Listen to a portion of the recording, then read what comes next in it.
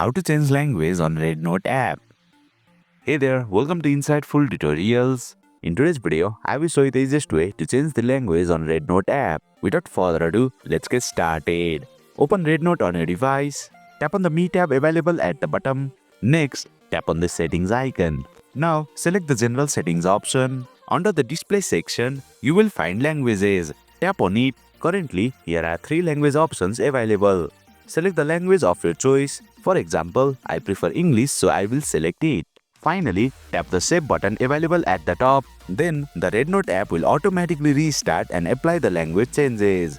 Please note that you may still see some parts of the app in Chinese, even after selecting the English language option. The REDnote app was initially available only in Chinese, and they are now working on a global version.